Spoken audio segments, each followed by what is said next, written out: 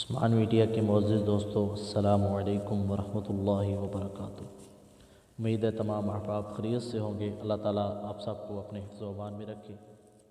آج جو واقعہ سنانے جا رہا ہوں وہ امام ابوحنیفہ رحمۃ اللہ علیہ کے بارے میں ہے۔ ایک آدمی حضرت امام حنیفہ رحمۃ اللہ علیہ کی خدمت میں حاضر ہوا۔ کہنے لگا، حضرت میں نے ایک جگہ مال دفن کیا تھا، حفاظت کے واسطے دفن تو کیا، لیکن اب ضرورت ہے اور وہ مال مل نہیں رہا۔ کافی سوچ و بچار بھی کیا ہے لیکن کوئی سمجھ نہیں آ رہی کہ وہ جگہ کون سی تھی، کہاں تھی۔ تو برائے کرم آپ میری رہنمائی فرمائیں۔ امام صاحب نے فرمایا کہ 2 رکعت نماز پڑھ لو اور کوشش کرو کہ نماز کے دوران کوئی دنیاوی بات یا دنیاوی کام کا خیال دل میں نہ آئے، یعنی انتہائی خشوع و خضوع کے ساتھ 2 رکعتیں پڑھ لو۔ چنانچہ وہ صاحب یہ نیت کر کے نماز کے لیے کھڑے ہوئے تو فوراً دفع کردہ مال کی جگہ یاد آئی۔ یعنی خشوع اور خضوع اور حضوری قلب کے ساتھ مومن کی نماز شیطان کو ہضم نہیں ہوتی۔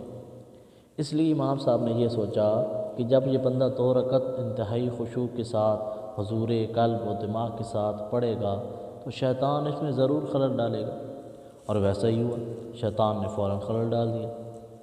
اس بندے کی نماز میں خلل ڈالنے کے لیے اس کے دفن کردہ مال کی جگہ اس کو یاد دلانے سے بڑھ کر شیطان کے پاس کوئی اور ذریعہ نہیں ہوگا۔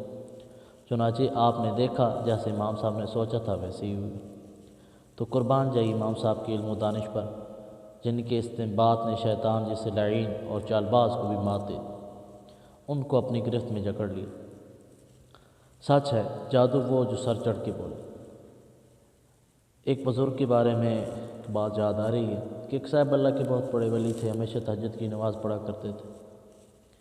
ایک دن آنکھ لگ گئی، آنکھ نہ کھلی، تہجد کی نماز رہ گئی۔ پورا دن وہ اسی غم میں روتے رہے کہ ہائے میری تہجد کی نماز رہ گئی، میری تہجد کی نماز قضا ہو گئی، رہ گئی۔ تہجد کی نماز پڑھنے سے اتنا قرب الہی نصیب نہیں ہوتا تھا جتنا اس کی عدم ادائیگی پر شرمسار ہونے کے بعد نصیب ہوا۔ یعنی اللہ نے اس رونے دھونے کی وجہ سے بڑے درجات ان کے بلند فرمائے۔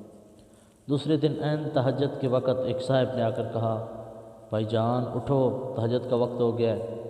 بزرگ بڑے خوش ہوئے اور پوچھا، تو کون صالح بندہ ہے کہ تو نے مجھے تہجد کی نماز کے لیے اٹھایا، ورنہ تو آج بھی میری تہجد کی نماز رہ جاتی۔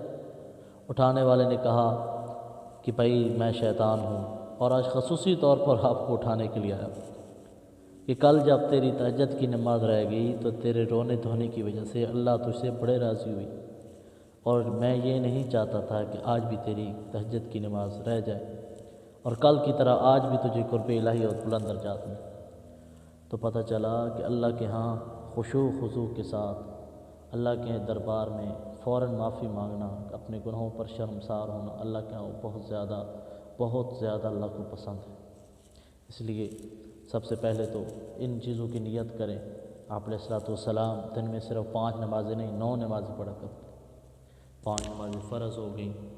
اس کے بعد آپ علیہ الصلوۃ والسلام روزانہ کے اعتبار سے صبح تہجد پڑھا کرتے تھے، اس کے بعد اشراق پڑھا کرتے تھے، پھر آپ علیہ السلام چاشت پڑھا کرتے تھے، اور اسی طرح اوابین پڑھا کرتے تھے، یعنی کل 9 نمازیں آپ علیہ السلام پڑھا کرتے تھے۔ اللہ تعالیٰ سے دعا ہے اللہ تعالیٰ مجھے بھی آپ سب کو اس پر عمل کرنے کی توفیق عطا فرمائے۔ وآخر دعوانا الحمدللہ۔